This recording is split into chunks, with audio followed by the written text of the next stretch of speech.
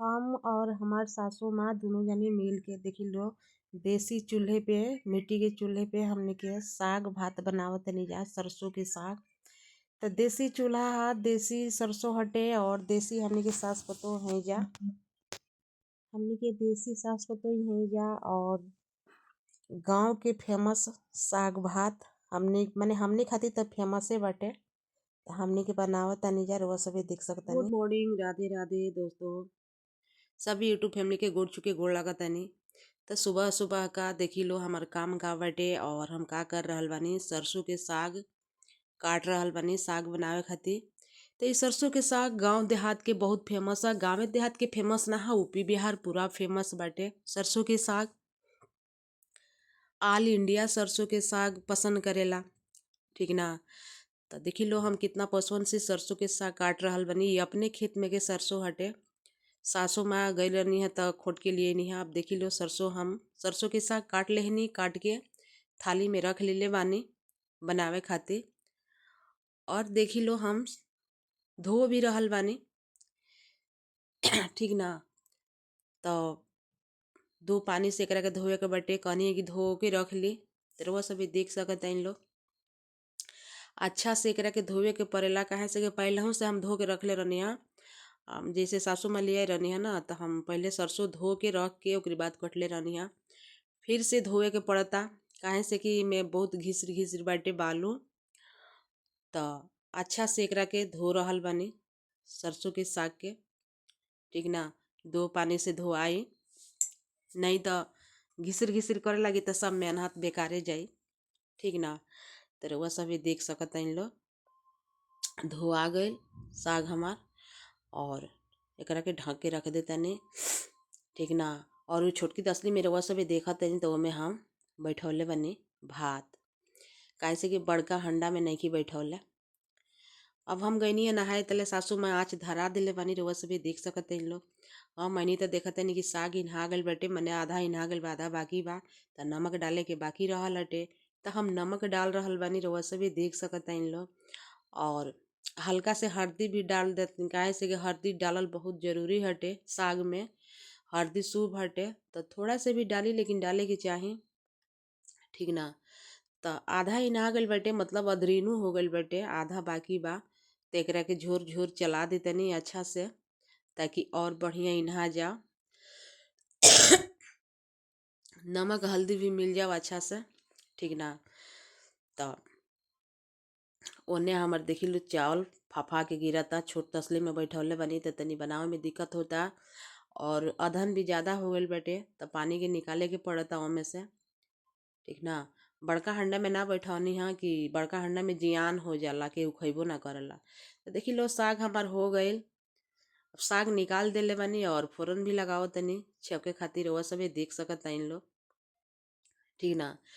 तो सासू माँ के पसंद हटे कि साग छवक के मत बनावा, यही में तू मतलब साग इन द आ इन के आ उतार द मरचा से काट काट खाइल जाई। या हमके छौकल अच्छा लगेला। तो देखी लो हम फोरन दे दिले बनी और साग के छौक लगा रहल बनी, छौका लगा देहनी साग के। अब सासू माँ ने माठा तैयार कर देहनी, ठीक ना। अभी हम आटा गूँथ के पहले से रख देले रहनी हाँ। कहनी है कि अब कहीं सासू माँ चूल्ही के पास ना रही तो बनावे में भी दिक्कत हो जाई। तो सासू माँ हेल्प करे नहीं, सुबह सुबह बढ़ जानी चूल्ही के पास, ठीक ना। तो हम अब काट रहल बनी लोइया, काहे से कि मोटे मोटे लीटी लगावे के बटे, साग से खाए के बटे। तो मोटे मोटे लीटी सासू माँ के पसंद बा और ससुर जी के भी पसंद बा कि मोटे मोटे लीटी लगा दा, ठीक ना, साग से खाए खातिर। तो दुइये गो लिट्टी बनैले बानी, रउआ सभी देख सकत इन लोग। सरसों के साग हमार हो गईल और बैठा देहनी तावा। और देखी लो मोटे मोटे रोटी हम कौने तरीका से देसी अंदाज में बना रहल बनी, ठीक ना। तो सब कुछ देसी बाटे या सब कुछ मतलब असली बाटे, मेरावट कुछ नहीं है, ठीक ना।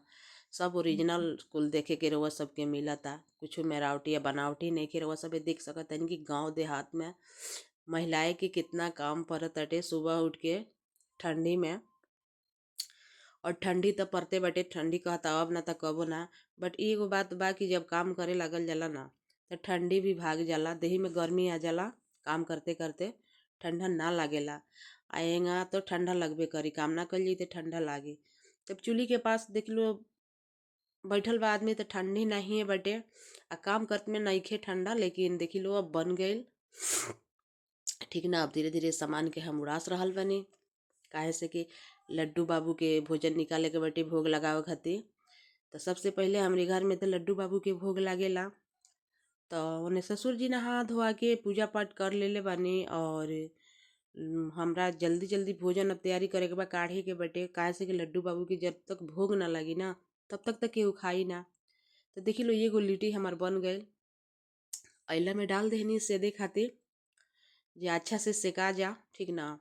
तब तक ले हम भोजन निकाल देतानी लड्डू बाबू खातिर।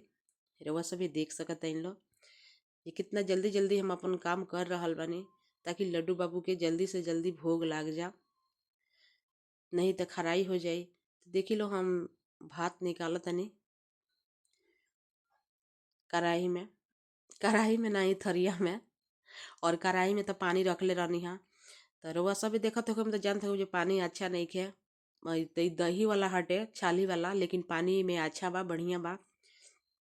तो देखी लो माठा भी काट देहनी, और साग भी काट देतानी लड्डू बाबू के भोग लगावे खातिर, कि जब तक लड्डू बाबू के भोग ना लगी तब तक केहू छुई ना केहू खाई।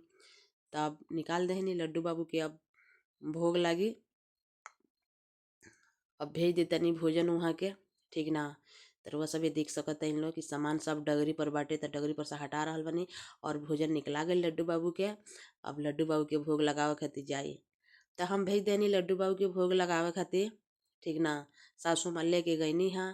तो पापा जी लड्डू बाबू के भोग लगाएम, भोग लगावला के बाद से अपने प्रसाद खाएम और बाकी सबके प्रसाद दे। ठीक ना। तो प्रसादी भोग लगा के सबके माल भी मतलब बांट के या मिल बांट के खाए के चाहिए। ठीक ना। तो रउआ सभी देख सकत इन लोग हमरा घर के आंगन के सब जंगल हटे। रउआ सभी देख सकत इन लोग कितना जंगल बाटे। रात के अगर ये अकेले खाना बनाएला तो बहुत ज़्यादा डर लगेला, काहे से कि हेने खड़र बड़र होला जंगल में। और ये हटे हमार करकट, जौन की जे आंधी आयल रहे बड़ा बिजोड़, तो आंधी में हमार करकट ढह गईल रहे। रउआ सभी देख सकत इन लोग ये हमार घोठा वाला हटे, जौन घोठा पे कटरेन रहल हटे तौन ह। तो ये सब कुछ ढह गईल बटे। ई कटहल के पेड़ बा तौन अपने बटे, और ये सब वही पेड़ बा नहरी पर, सब नहर पर बाटे। तो ये तो सब सरकारी हटे, सरकार के हा।